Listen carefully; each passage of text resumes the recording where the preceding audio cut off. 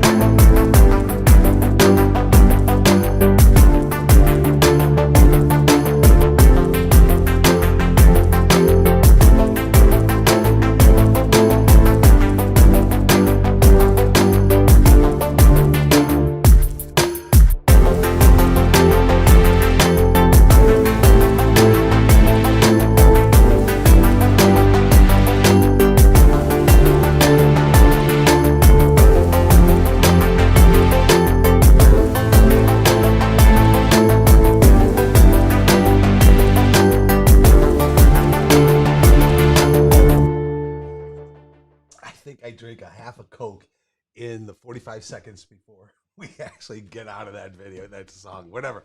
Hey, good morning, everybody. Welcome again to our 10th day here. And thanks for coming in, saying hello. I just love the tribe that we have coming in here. Let me say good morning to everybody. Joe, good morning, man. Thanks again for being here. Ted, great to see you, my friend. MJ, thank you for being here. Absolutely love to see you. Mr. Williams, Dwight, great to see you as well. RJ, happy Friday to you as well. Bob Cox, oh my gosh, great to see you. I don't know what, Bob, when I saw you pop up that time we sat at maybe the Hilton Hotel outside of Baltimore, talking about developing sales strategies for your sales team. Remember that meeting? Yeah. Good to see you, my friend. Doug, great to see you as well. Michigan is in the house, I can see. Dan, good to see you, buddy. Have enjoyed our conversations offline. Thomas, good morning to you. And yes, to all the friends here, right? David, thanks again for being here. Good. Hey, St. Louis is in the house. Gail, great to see you. Brian, absolutely good. Thanks for coming back. And Joe, let's do it, man. Cheers, buddy. Cheers with the Diet Coke from West Chicago and Barrington. Let's see. Northern Wisconsin. Yeah, hey, Jim, great to see you. Yeah. Hey, Doug. Yeah, I see that you're saying hi to Brian. We talked about you yesterday and the good things that you've done for Brian and then the like, so good stuff. Susan, good morning. Rick, happy Friday to you as well. James, great to see you as well. This is great, you guys. Thank you all for coming in. So some new individuals I see for the first time. So let me set the stage real quick for what we are doing here. March 13th last year, 10 a.m. right here in this office. That's when I decided that the world was going to change overnight because of COVID, and we had to do something. Fast forward to 3 weeks ago, the 1-year anniversary of the pandemic, of the shutdown, of all of that, and 8,760 hours had passed from that 10 a.m. on March 13th. And I was flying down to Miami, and I pulled out my journal, and I asked myself, what are some lessons that I've learned that we could learn from those last 8,760 hours? And I took those out of my journal. I put them into an email. I sent it out to our tribe. And as those of you that have been with me here the last 10 days know, this is probably the most replied to email that I've ever sent out, the most forwarded and the like. And so I said, let's have a conversation about these 10 lessons that we penned out relative to the lessons from COVID. And you'll see that those are up on your screen. I'll go through them real quick. The first lesson was that time is precious. Second, I think we need to rethink connections in relation to relationships. I think connections are undervalued. Health is absolutely everything. Our health. You can be asleep while awake. Technology, it's good and it's also bad. Then we came back on Monday and we started talking about leadership matters as being a lesson. Tuesday, that the human spirit inside of us all yearns to explore. We've moved from the age of disruption into the age of acceleration. Yesterday, we talked about life being a healthy struggle, and today I'd like to wrap it all up with some thoughts on the 10th lesson, that it's time to take control and shift to tomorrow, okay? So with that, if you're ready, we're gonna get started, and as we go, let me know what you're thinking about these thoughts in the comments, all right? So if you're ready, let's get going.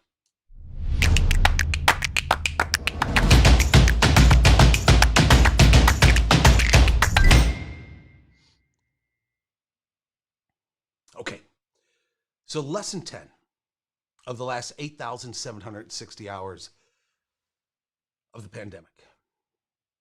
The way I word that is that the lesson is that it is time to shift to tomorrow. You know, the term shift to tomorrow came out of some work we did early on in the pandemic.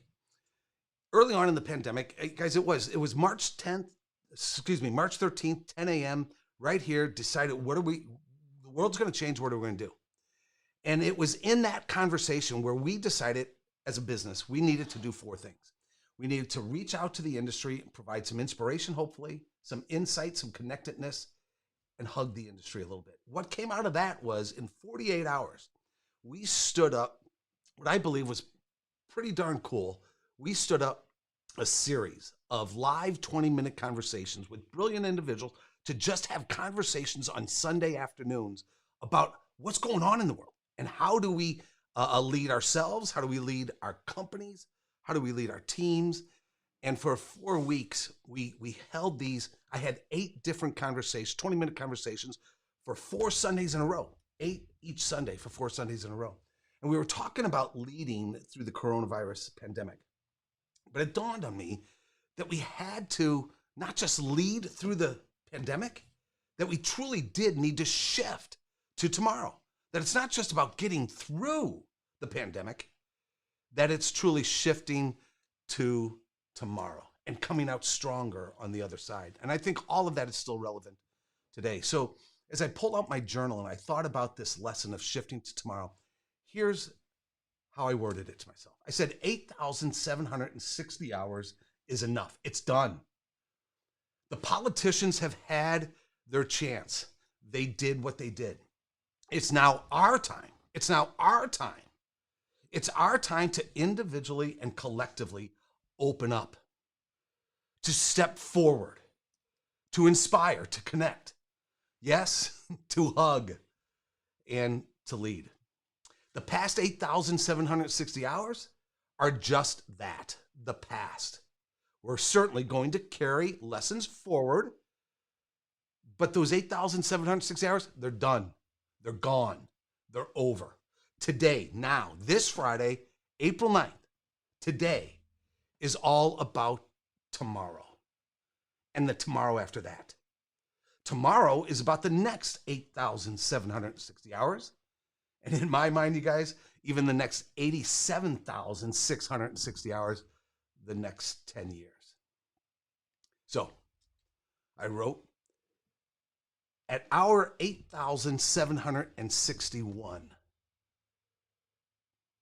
let's commit to living life fully. Let's commit to living life fully. Let's make sure that we're dreaming the dream again. That we are taking care of ourselves first. Yes, ourselves first. Business and family next. Take care of ourselves first so that we can take care of our business and our family. Let's open up. Let's open up our communities, our minds, and our hearts. Let's rediscover that restless spirit of growth, of joy, of happiness. Guys, let's go forth with no fear and conquer every demon, every obstacle, every channel, and every hurdle in front of us. All the while lacing up our shoes to accelerate with the natural acceleration that's happening all around us. And let's get after it. So those were my thoughts as I was flying down to Miami, thinking about the need to shift to tomorrow. And it is all about us taking that control. Another way that I said this is I said we must lift our eyes to the horizon.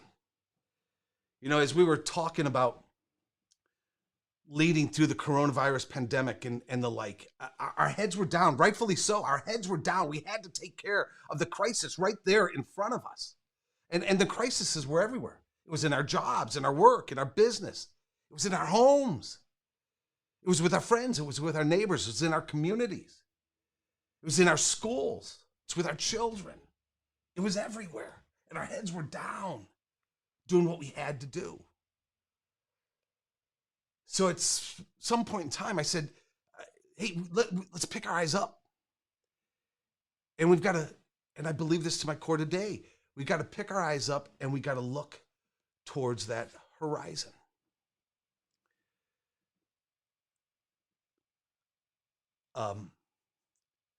Couple of days ago, I mentioned that I'd like to spend some time, that I'd like to spend some time down at our home in Almirada, Florida. And just looking out at that ocean, man, it just inspires me. And last June, I was down thinking about lifting our eyes to the horizon, and this was my view in that morning. And as I looked out at the ocean there, take a look there. Can you see the horizon? What I wrote to myself is this. I said, the horizon, it's clear until it's not. One more time. The horizon, when we lift our eyes to the horizon, it's clear until it's not. To see what's on the other side, you must continually move towards the unknown. And it's that move to the unknown that's both just a little bit frightening, but so damn exhilarating. Yes, at 8,761 hours. Let's commit to ourselves to shift to tomorrow and absolutely move towards that horizon. Susan, I love it. Adios, 8,760 hours, right? It's gone. It's done. It's behind us. Hallelujah, Rick. Thank you. RJ, so many just want to go back to normal, going forward. So let's take Rick's hallelujah, RJ, right? It's everything. To me, it's everything. We have no choice but to go forward. And when we make those steps, that to me is when we are absolutely living.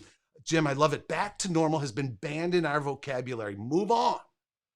Forward. Beautiful. Ted, I think this is you. Yes, take control of yourself. Become better, not bitter. I absolutely love that. Thomas, you can't change yesterday, but you can control going forward. Be nice, grow, and take control of your future. Yeah, I absolutely love it, you guys. Thank you. So shift to tomorrow. Lift our eyes towards the horizon. And here's, you guys are saying it in the comments. Here's the thing I think. I think as we move towards the horizon, it goes back to yesterday, doesn't it? There's a struggle in that. Because there's an unknown in that. Because there's growth that's required in that. And change is required in that. So yes, as we lift our eyes towards the horizon, as we shift to tomorrow, as we move towards the horizon, we also embrace what we talked about yesterday, that healthy struggle of growth, of change, of the unknown. As I was thinking about today's words, I've been looking around some things, and I found a 2-minute video, a 2-minute film that I made. It's still about 5 years old now. After one of our Unleash Innovation Summits, I asked some of our speakers and some of our attendees to talk about the need for change. And while this was done before the pandemic, before the 8,760 hours, I think their words are filled with wisdom and inspiration. And if you don't mind, let's take a look at that now. What we are today is something we thought about a long time ago. In the economy, in the shifting economy, I mean, everybody today talks about how much things are changing. What you want to become is much more important than what you are today. Everyone thinks Darwin talked about survival of the fittest. He didn't talk about survival of the fittest. He talked about the species that wins. The species that exists and survives is the species that is adaptable to change. Thinking about how you navigate that change without losing yourself is key. If you keep on doing the same things you've always done, you're going to keep on getting the same results. You don't have the opportunity to choose the time at which you need to be fit or strong. In fact, in many cases, you're at your worst when you're asked to do your best. You know, some of us are out of business. We just don't know it yet. I think the status quo is very boring. People have seen it, they're used to the industry, the same old, same old. I think there's no reason to feel overwhelmed or feel like there's so much coming at me or things are changing. Think about what difference are you trying to make, and then how could you harness new technologies? How could you think about the problem differently in order to change in the direction of greater fulfillment of your purpose? You don't have to be the strongest or the biggest or the smartest, but you have to be willing to adapt quickly. We need new thinking. We need to look to the future. We need to create our future. Change is hard. Focusing on the customer is hard. So we need to make time to do the right things in order to thrill our customers, and that means that we have to do things differently ourselves. And you don't know where the next competitor is going to come from. You don't know what the next business model is going to be, but you can work to find out. Stay true to who you are, preserve the core of who you are and what you believe in, what you're trying to do, while simultaneously evolving rapidly to stay relevant.